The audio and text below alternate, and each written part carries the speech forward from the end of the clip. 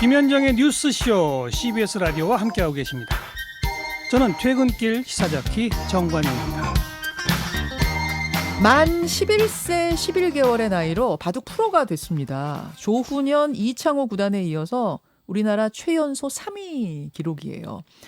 바둑 신동이라고 쭉 불리다가 지난 2010년 광저우 아시안게임에서는 금메달을 따내면서 바둑 여제라는 별명을 갖게 된 기사가 있습니다. 바로 조혜연 구단입니다. 그런데 이 조혜연 구단이 최근 사회면에 이름을 올리고 있죠.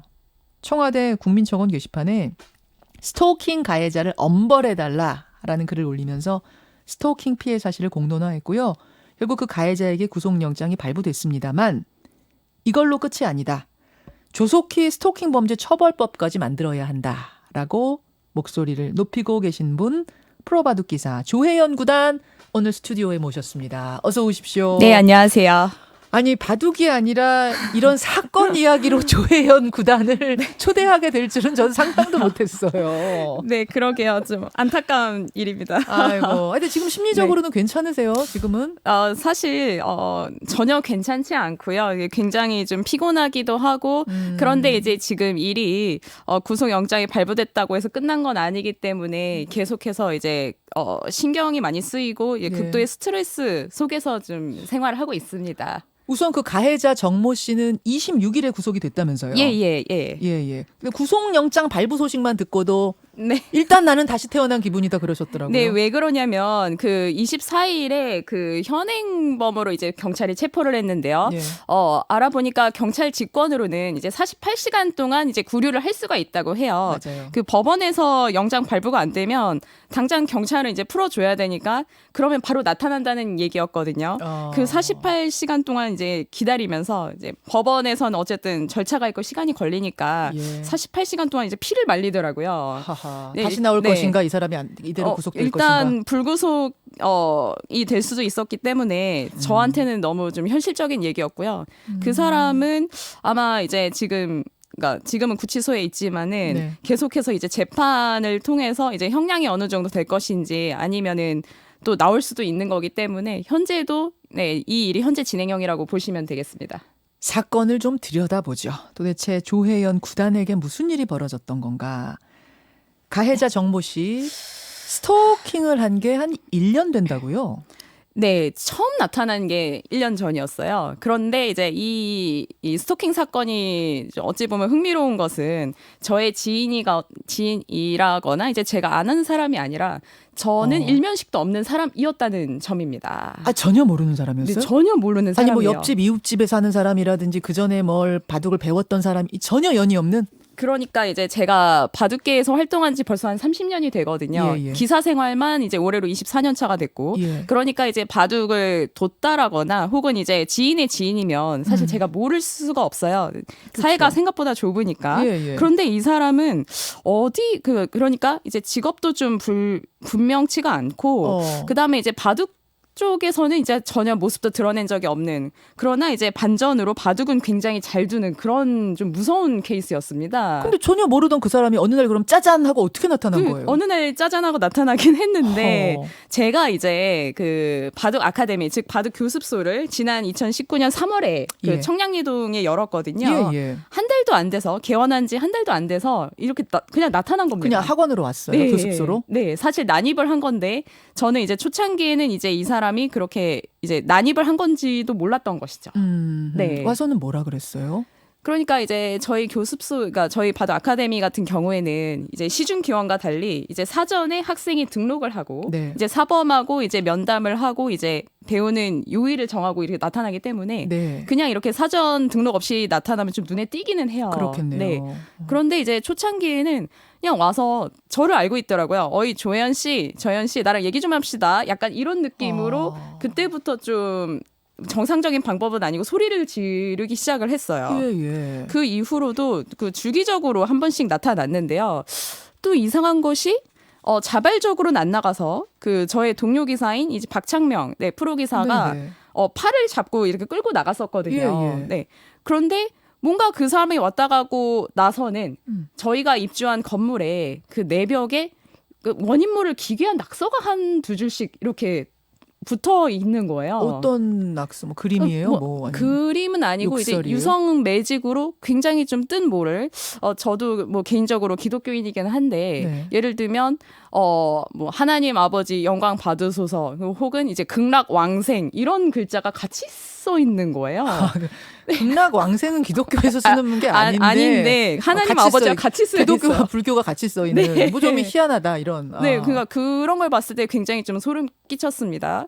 그런데 이제 그 낙서의 내용만 봐서는 당시에 신고하기에는, 그러니까 예를 들어서 뭐 조혜연 너 죽었어 이런 식이면 신고를 했겠죠. 네. 그런데 이제 뭐 아버지 영광 받으소서 이렇게 써 있고 좀 조혜영 구단한테는 뭐 네. 좋아한다, 사랑한다 이런 식으로 처음에 접근했던 거예요? 처음부터 그랬던 거는 아니고요. 처음에는 약간 조혜연 또 이제 그러니까 저한테 막 애정 표현을 한 거는 이제 작년 후반부터였던 것 같아요. 근데 초창기에는 뭐 좀 기괴한 예를 들면 뭐 숫자로 치면 5555 뭐 6666 이런 것만 써 있고 근데 그것도 이제 충분히 좀 저한테 민폐가 됐고 기분이 물론이죠. 매우 나빴죠. 물론이죠. 네. 예, 예.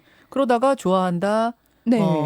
나와 결혼한 사이다 이러기도 네, 하고 네, 이렇게 이제 고성을 지르고 그랬다면서요. 그렇죠. 그거는 이제 올해 4월부터 좀 심해졌기는 한데요. 예, 이제 4월 7일에 나타나서 아마 제가 그 여러 이제 언론을 통해서 이제 말씀을 드렸는데 4월 7일부터는 이제 본격적으로 이제 결혼한 사이뿐만 아니라 뭐 당장 나라 그리고 이제 아주 저속한 욕설 성적인 욕설들을 막 큰 소리로 그냥 예. 했다면서요. 온 동네가 다 떠나가도록 성적인 욕설을. 네. 저희 교습소가 그 초등학생들이 많아요, 사실은. 네. 아주 어린, 뭐 제일 어린 친구가 뭐 8살 이런데 너무 이 뭐 19금 이상 이렇게 좀 저속한 욕설들이 많아가지고 아이들을 가르치는 이 선생의 입장에서 너무 곤혹스럽더라고요. 그러니까 널 사랑한다. 빨리 나와라. 너는 내 여자다. 결혼을 하자. 결혼한 사이다. 이런데 네. 반응이 없자. 혹은 네. 무시하고 쫓아내고 이러자. 그다음은 네. 이제 욕으로 바뀐 거예요. 그렇죠, 그렇죠.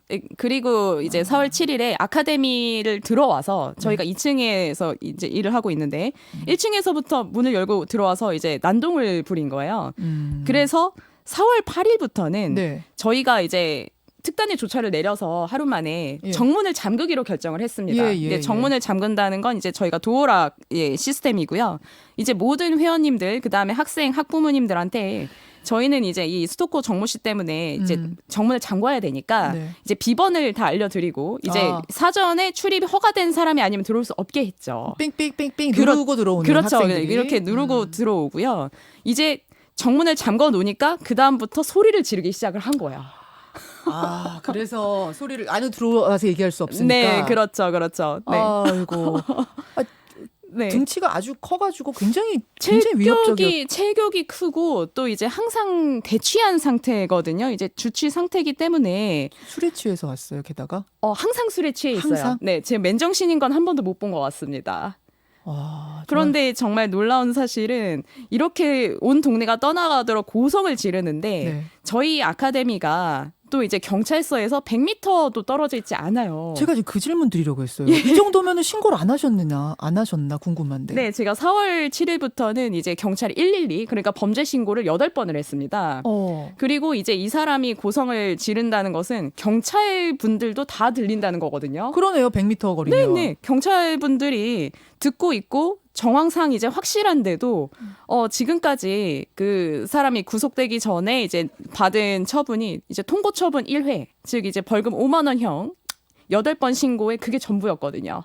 아니 무슨 혐의 받으면 5만 원 나오는 거예요? 네, 그러니까 이제 고성방가? 고성 방가 및 이제 굉장히 저속한 역설을 하고 이제 저의 이름을 놔서 예를 들어서 이제 예. 죄송합니다만 야, 이 조혜연이 뭐 XX 뭐 해야 장장 나와 네, 뭐 약간 이런 거를 XX가 이제 욕설인 거고. 욕설이죠. 욕설인데 이제 차마 라디오에서 말씀 못 드리겠지만은 이제 그런 고성을 1시간 동안을 하면 이제 제가 영상으로도 다 남겨놔서 이제 검찰에 제출을 했는데 네네.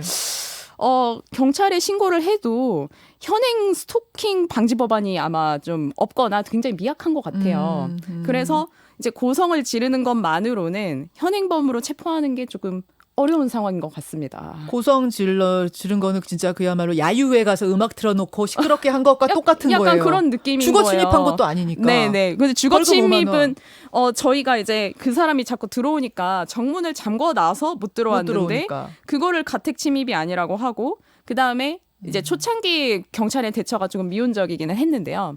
4월 7일에 들어와서 아카데미 안에서 네. 네, 다른 회원님들도 계시고 우리 어린 네. 학생들도 있었는데 거기서 난동을 피워도 저한테 어딜 맞았냐고 물어보더라고요.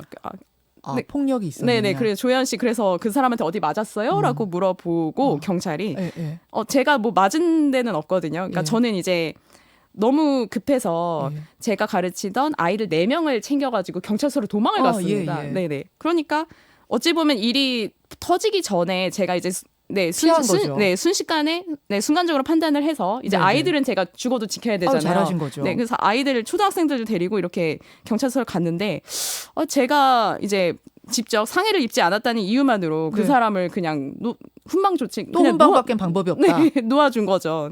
제가 한 대라도 아. 맞아야지 경찰이 뭔가를 해볼 수가 있는 게 현실입니다. 그럼 그렇게 하고 나서는 그 사람이 더 기세등등해졌겠는데요. 그렇죠. 뭐라고 막 그래요? 너무 심각한 게 많은데 이제는 경찰 신고를 해도 경찰분들이 왔는데도 당당한 거예요. 경찰분들한테 나는 조혜연이와 결혼을 했고 나는 이게 법적 보호자인데 지금 왜 나한테 이러냐.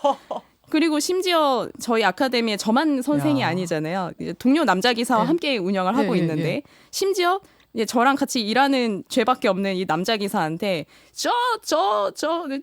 조현이와 불륜 관계다. 참고로 저희 둘 다 미혼이거든요. 자기가 이제 남편이라고 네, 믿고 있는 네, 네. 사람인가 봐요. 네, 좀 망상이 심한 것 같고. 그래서 경찰이 신고해봐라. 나는 뭐 5만 원 내면 된다. 이런 소리도 했다면서요. 네, 네. 경찰이 결국 이제 하도 욕설이 심하니까 고성을 지르고 그래서 이제 직결 처분으로 통고 처분을 내렸습니다. 네, 네, 이제 네. 그게 5만 원형이었는데요. 네. 그랬더니 이제 경찰분한테 이러는 거예요. 그러니까 큰 소리로. 저는 이제 아카데미에 문 잠그고 숨어 있고 2층에서 다 들립니다. 이제 경찰분한테 야 죄송합니다. 네, 네. 경찰한테 한 얘기예요. 네, 네, 야, 네. 5만 원이면 되냐? 이거 띡 던져주면 돼? 막 이렇게 경찰한테 경찰 얼마면 돼? 5만 원? 네, 5만 원이면 경찰한테 그런 얘기를 해서 제가 당하는 것도 그렇지만 이건 공권력이 능멸당하는 사안이다라고 생각을 했습니다. 이거 심각하네요. 그래서 네, 결국은 참다 못해서 청와대 국민청원을 까지 올리고 올렸죠. 올리고 며칠 뒤에 결국은 이 사람이 구속이 되는. 네, 여러 가지 사건이 또 있었는데요. 일단 경찰분한테 이렇게 소리를 지른 것도 있지만 일단 경찰한테 내가 며칠에 올 거라고 예고를 했어요. 제가 112에 신고를 해서 경찰이 출동을 했는데 네. 그것도 경찰서에서 100m 떨어진 이 아카데미에 네. 경찰분한테 내가 며칠에 올 거라고 스토커가 예고를 하는 거예요. 그건 무슨 말이에요? 그거 그러니까 그 정도로 만만한 거예요? 경찰분들을 너무 만만하게 생각을 하더라고요. 내가 내일도 올 건데 너 어쩔 건데? 약간 이렇게 얘기를 하는 거예요. 그래서 제가 22일에 그렇게 경찰한테 오히려 더 큰 소리 치는 걸 보고 23일 오전에 그러니까 네. 밤새 이렇게 청원글을 쓰고 또 썼는데 네. 또 사이트가 또 제가 청원글을 처음 올려보거든요. 네, 네. 청원 사이트가 에러가 나서 결국 2번 글을 날리고 이제 3번째 그냥 짤막하게 쓴 것이 현재 이제 1만 명 이상의 국민이 동의해 주신 국민 청원이었습니다. 그래서 그 사람은 결국 구속이 된 겁니다. 예. 아마 그렇게 적극적으로 국민청원하고 하지 않았었으면 아마 이 구속까지는 안 갔을 것 같아요. 또 이렇게 5만 원 내고 나오지 않았을까라는 네, 맞습니다. 염려가 드는데 네. 지금 경찰 조사를 받았을 텐데 예. 범행 동기를 뭐라고 한대요? 일단 지금 검찰에 송치돼 있는 상태입니다. 현재 이제 피의자 조사를 하고 있는 중인데요. 네네. 현재 이제 피의자 조사도 불가능하다고 이제 제가 이제 29일에 북부지검에 가서 네. 이제 한 5시간 동안 이제 진술을 다시 했거든요. 왜냐하면 이제 피의자 범행 동기를 알아보려고 이제 아마 검사님께서 이렇게 좀 신문을 하신 것 같은데 예.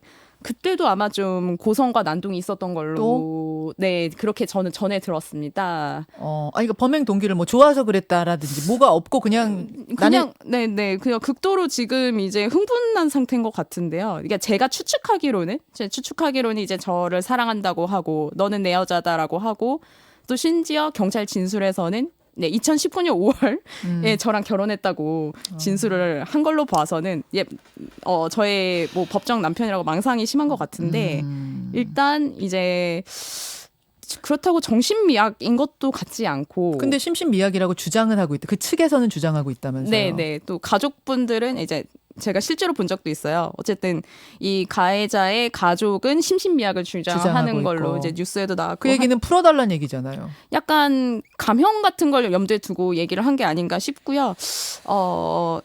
제 생각에는 만약에 이제 약간 심신미약이 있다고 하면 좀 의학적인 기록을 제출을 하면 네. 좀 어느 정도 또 받아들여지지 않을까라는 생각이 듭니다. 여러분, 뭐 이야기를 여기까지만 들어도 어느 정도로 스토킹 피해자가 힘든가라는 걸 아실 거예요. 또 법이, 거기에 대한 충분한 법이 없기 때문에 계속 그 고통을 감내해야 되는 이 끔찍한 늪 같은 상황이 좀 느껴지실 텐데, 사회 인식 얘기를 좀 하고 싶어요. 예. 조구다님. 네네.